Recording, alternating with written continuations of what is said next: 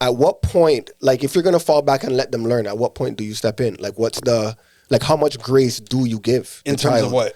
In terms of, okay, you got to learn, make your own, like learn off your own mistakes. But then as a parent, you do have a responsibility or obligation to step in and help guide your child and help them.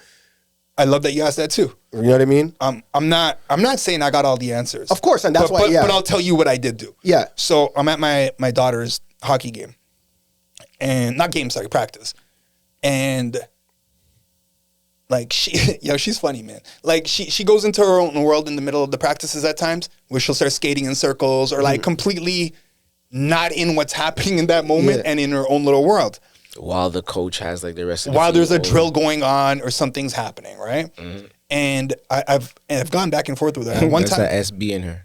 Yeah, she's 100. 100. You're not fully wrong in saying that, but when it's someone's coaching me, nah, I'm like there in that. All right, but I get fair enough. But I do do that too. Yeah. So I understand this. So one time, and she's sensible. Like I don't overpower her, right? Mm-hmm. So, which is another thing that he talks about in that book, by the way, but that's one other thing. So I'm telling her like, one time I told her, I'm like, yo, you shouldn't be doing those circles during practice. And her rebuttal was, no, but I was waiting in line. It wasn't even my turn. There was like 4 people ahead of me. Mm-hmm. Cool. I get it. All right. Fair enough. Mm-hmm. This is the second time this happened now. But now it's during the drill to the point where it's actually affecting her performance. Mm-hmm. And again, I'm not yelling at her. I'm not like none of that. I'm just like, what? Like first, I don't want to give you the whole conversation because it takes too long, but ultimately, I'm like, what are your goals in this? What are you trying to do, right? Mm-hmm. And then I'm like, you got to stay focused. Yo, that's crazy. It's like, how so? The fact that you said that in that moment, because that's exactly what I was thinking about. Oh, okay. So telepathy. But no, I did say that to her. And I wanted to just understand what she wants to do. How is she thinking? Mm-hmm. And not just be like, do it like this, do it like this. But I really like to break it down to them so they understand that like, yo, I'm on your side, bro. Like, I'm not just trying to lecture you. Mm-hmm. I want to see the best version of you. I want you to be the best version of you. And in a way that you could break it down for yourself to recognize it and then act on it. Mm-hmm. And they do that. Yeah. You know what I mean? She's like, I don't even know where I was now. Okay, so I'm breaking it down for her. The goals. Like, what do you want? Yeah, what does she want to read? So she told me her goals and all that. And we don't have to get into that. But I'm like, when the coach is saying this right now, you're doing your little circles. Now, instead of, like, they're playing, best way to put it is like monkey in the middle. Yeah. Right. And she's busy doing her little circles and someone's passing it to her and now the pass is getting interrupted, the person's getting the puck, right? Mm-hmm. And I'm like, you're in the middle the most. Mm-hmm. And I'm like, it's not because of your ability, it's not because of like them being better than you or anything like that, it's just your focus. You got to focus more. Mm-hmm. Like, so like, you know what I mean? Just little things like that. So you do have to talk to them, you do have to educate them, but how you do it, I think is very important. And I think like the parent shouldn't be emotionally invested in it in a sense of where it's like, this distraught feeling of like, you let me down, you let yourself down, you let the team down, or that reaction of like, you're not good at this, or, you know what I mean? Like, have a way to talk to them where they get it. They're still little people, bro. Do you think you'd be receptive if somebody came up to you saying like not to do that to your kids? What part? Like the 2 scenarios that you said, like if they saw that you were doing something and they came to you to tell you that like you shouldn't treat your children like that. I would listen to the point that they're making to see if I could learn from it and if I could improve from it.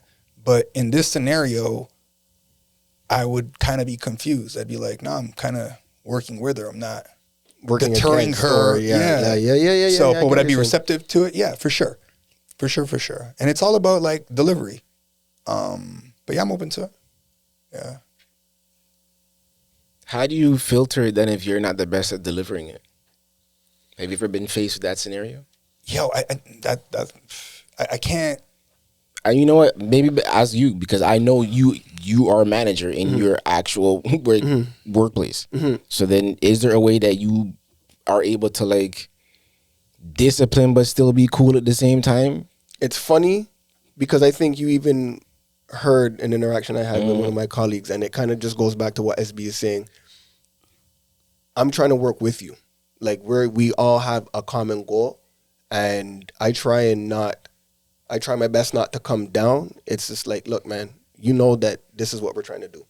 And that right there, it wasn't helping us get there, or you were deviating from, and then we're dealing with adults now. So we're not dealing with children. So it's just like, I'm going to talk to you plain and straight, but at the same time, I'm like, I'm not coming I'm not coming to attack you. I'm not coming to discipline you. I'm not coming to reprimand you. I'm just coming to be like, look, this is what it is. Now, if it's an ongoing thing, then it's just like, look, bro, we had conversations and it's not happening. So, yeah, we're just going to have to go a reprimand route, or we're going to have to go an official route. See, but more times, it's a conversation. Before, always, I always start with a conversation. I think it has to be, though, no? Like, give people some grace. Like, that's how I like to see it. Like, yeah. I know I make some missteps, or I know sometimes I might be taking an angle that might not be the conventional route. Yeah. So it's like, you might not necessarily see my perspective. You not necessarily see my angle. So it's like, in that twist, I might not necessarily see where you're coming from or why you're doing what you're doing. Because in that conversation, that's where I find out, oh, this is why you're doing it. Oh, all right, cool. Or no, that ain't it. Like, I get what you're trying to do, but at the same time, it's taken away from what we're trying to accomplish. So I need you to stop that, get back to this. See, one of the things that he talks about in the book also is your emotions and somewhat being able to control them. Yeah. And that's like a great example of that. So are you coming from an emotional place when you're telling them this? Like, are you able to recognize, like, maybe this person's gone through something or whatever's going on? So talking to them like a human with respect and all that. But then that's a whole nother conversation, because then it's like, if it's repeated, shit with business, if it's repeated behavior or what. I'm just saying, if that's how you're coming to them with a conversation, I think that's a good thing. You know what's funny though? You know what's funny? Yeah. And I can learn a lot from the both of y'all. When it comes to one, SB, for the audio listeners, and nuts too. Because you guys have been fathers longer than I have. And also, I know in terms of business, even in my supervisor managerial role, I'm not emotionally invested. So there's a level where I can take myself away and be like, it's whatever. Let's, like, you know. But when it comes with my kids, I am emotionally invested. So sometimes that emotional reaction is the first thing. Like, I can't necessarily help it. And I might react first and then have to have the conversation after, instead of having the conversation off the rip. I gotta get better at that. I'll be honest. Like, it'd be almost a lie to not say this. It's like, there's times that I do that too, where like I might be upset at something, or I overreacted to something. Yeah, but we all what? You just said that on Saturday in the conversation that we had. What's that? Because I can get into what the conversation that we had on Saturday when you had called me, then we were on the phone, and then moments later you had called me. Yeah. Do you remember that same thing? Bring it up, then let the viewers know what we're talking about. Let's get into it.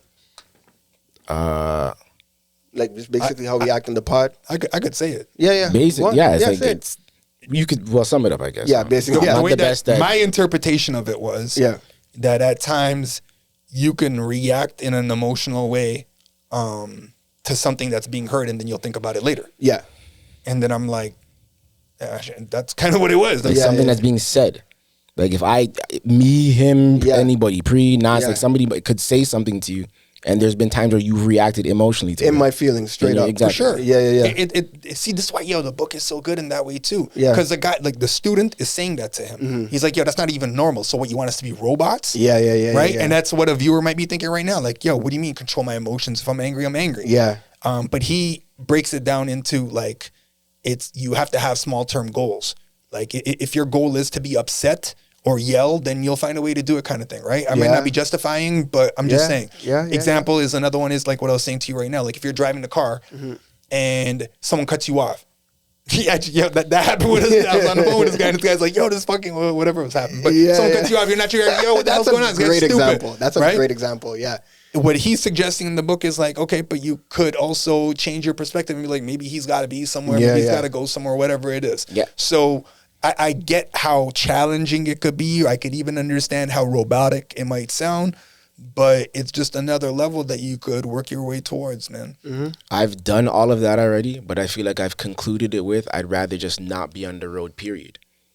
Okay. You get what I mean? If that's now that's become my goal that I'm now like chasing. That's cool. Set my life up in a way where it's like, I don't even need to leave the compound type shit. Yeah. You know what I mean? Like what I was going to say before, like, we jumped into that is like the reaction to kids thing. Like, I am not above apologizing to them. That's a must. And I've been doing that since they were like like as soon as we could really talk, bro. Like it's not, and I know I make mistakes, but I really do reflect on it like that.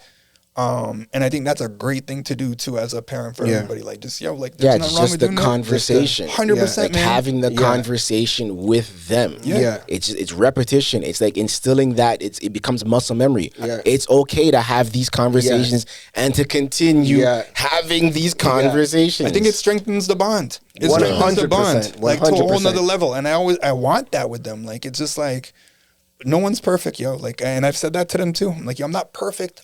This is my first round at being a father with you guys. I'm not always gonna get it right.